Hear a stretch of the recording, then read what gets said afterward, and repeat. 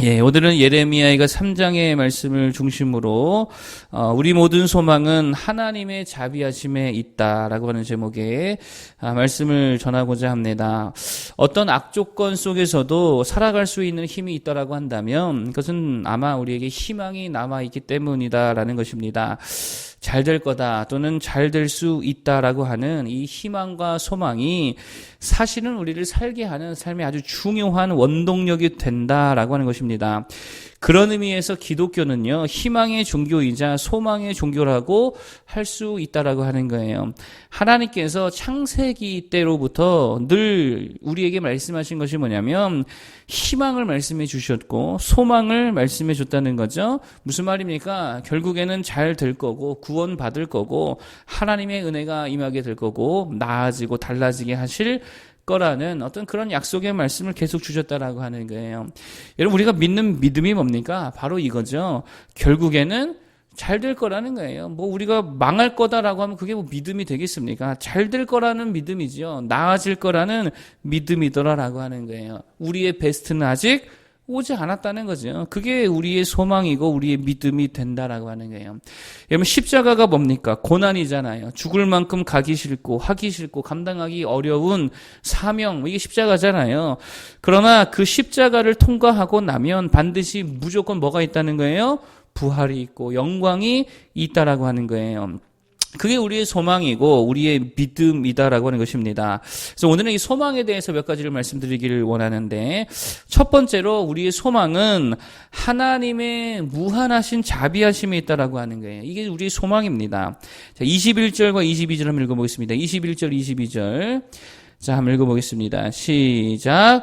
이것을 내가 내 마음에 담아두었더니 그것이 오히려 나의 소망이 되었사옴은 여호와의 인자와 긍휼이 무궁하심으로 우리가 진멸되지 아니함이니라.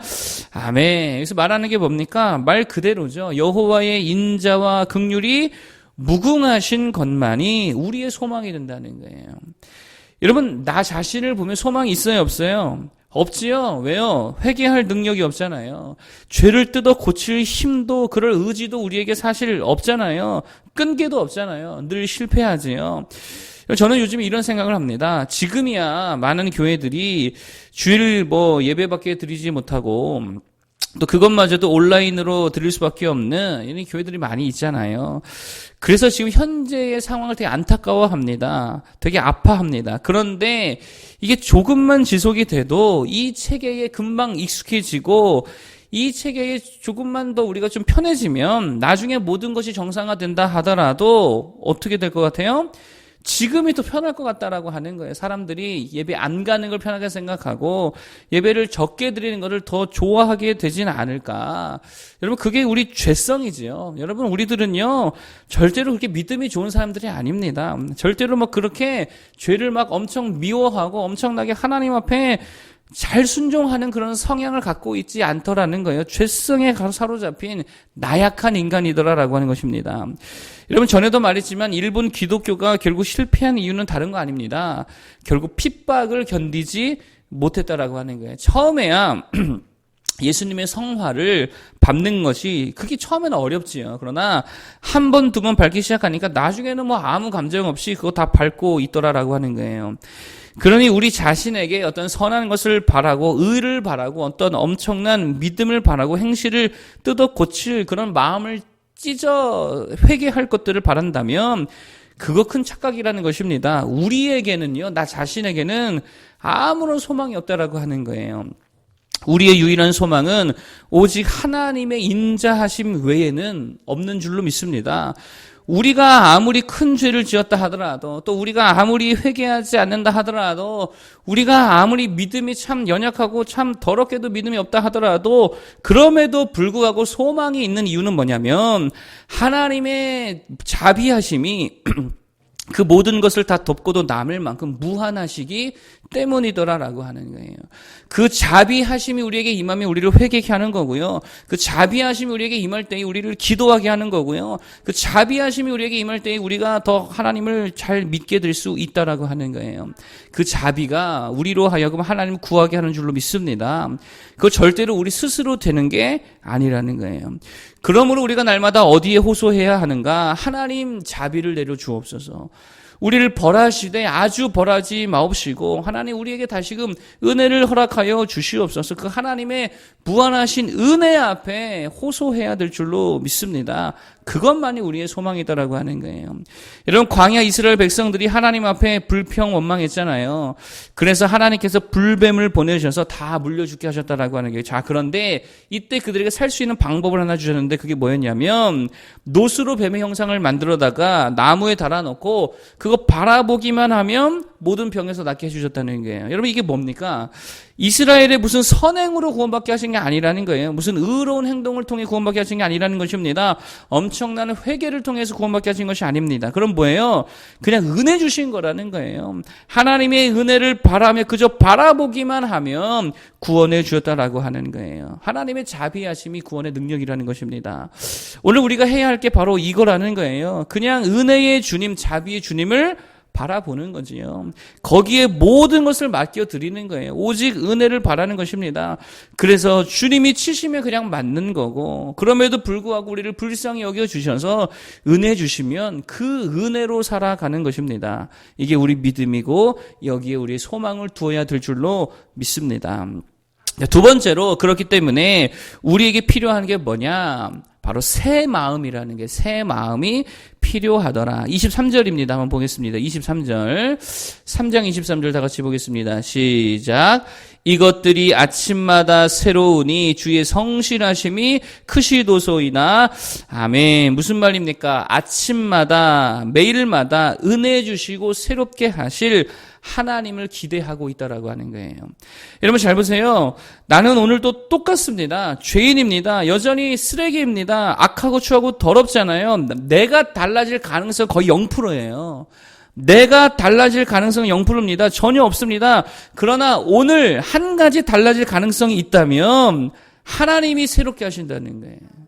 하나님이 새롭게 하신다는 거예요. 매일의 은혜를 더해 주시더라라고 하는 것입니다. 오늘을 살 힘을 주시죠. 오늘을 살 지혜를 주시죠. 오늘을 이길 능력을 주님이 주신다는 거예요. 반대로 말하면 하나님의 은혜 없이는 단 하루도 우리는 살아갈 수 없습니다.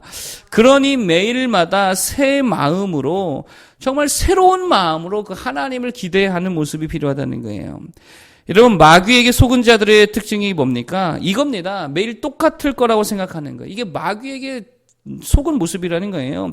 오늘도 어제와 같을 거다라고 하는 거죠. 이게 마귀의 속임이죠. 발전이 없을 거야. 나아짐이 없을 거야. 달라짐이 없을 거야. 오늘도 희망이 없고 절망이고 어제와 똑같을 거야. 실패고 좌절이고 답답함이고 막막하고 달라질 게 없을 거야. 이게 마귀에게 속은 자들의 모습이다라고 하는 거예요. 그러나 하나님의 백성들은요, 매일매일의 다름을 기대하는 거라는 것입니다. 어제까지 나를 미워하던 자와 오늘 화해할 수 있다라고 하는 기대를 하나님께 갖는 거예요. 어제까지 고치지 못했던 질병이 오늘 하나님께서 고치실 거야 라고 하는 기대를 하나님께 갖는 겁니다. 여러분, 그래서 창세기에 보면 야곱 이야기가 나오는데 야곱 이야기가 보여주는 게 바로 그런 모습이라는 거예요. 당장 오늘 이제 에서를 만나잖아요. 어제까지 에서가 군대를 이끌고 나를 죽이려 오고 있었다라고 하는 거예요. 그러나 야곱은 기도하며 기대했다는 거예요. 무슨 기도를 했습니까?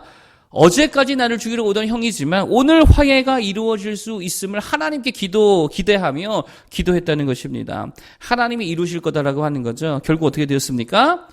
화해가 이루어졌다는 거예요. 하루에 반전이 일어났습니다. 새로운 하루가 되었다라고 하는 거예요. 우리가 아침마다 눈을 뜨면서 바랄 게 바로 그거라는 거예요. 아침마다 새롭게 하실 어제와 다른 하루를 주실 그 하나님을 새 마음으로 바라보는 것입니다. 여러분, 마귀에게 속지 말기 바랍니다. 오늘은 어제와 완전 다른 하루라는 거예요. 하나님께서 새롭게 하신 날인 줄로 믿습니다. 그 하나님을 새 마음으로 기대하며 바라보아야 된다라고 하는 거예요. 언젠가 제가 이렇게 영상을 보다가 누가 이렇게 강연을 하다가 이런 말을 하더라고요. 부자가 되려면 이렇게 하면 된대요. 어떻게 하면 되냐? 어제보다만 잘 살면 된대요. 그렇게 매일매일 어제보다만 잘 사는 하루를 살아가게 되면 부자가 된다. 뭐 이런 얘기를 하더라고요. 무슨 말입니까? 어느 정도 진리를 담고 있다고 생각합니다. 어제처럼 살지 말라는 거죠. 조금이라도 어제와 달라져야 된다라고 하는 것입니다. 우리 마찬가지죠. 어제와 같은 마음으로, 어제와 같은 기분으로, 어제와 같은 믿음으로 살지 말라는 거예요. 새 마음으로, 새로운 각오로, 새로운 희망과 새로운 믿음으로 매일매일 다시 하나님을 바라보면서 새로운 하루를 살아갈 수 있기를 바랍니다. 그러면 어제와 차원이 다른 오늘을 그렇게 매일매일을 살아가게 될 줄로 믿습니다.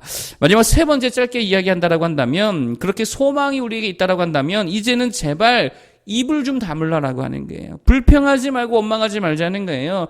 정말입니다. 불평하고 원망하면 이거 무조건이에요. 축복에 계속 미뤄진다는 거예요. 자, 25절 26절 한번 보겠습니다. 25절 26절. 자, 25절 26절 시작. 기다리는 자들에게나 구하는 영혼들에게 여호와는 선하시도다.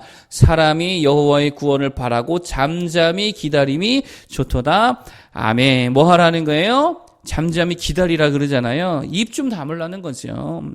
광야 이스라엘 백성이 원래 한 2년 만에 가나안 땅에 들어갈 수 있었습니다. 그런데 실제로 몇 년이 걸렸어요?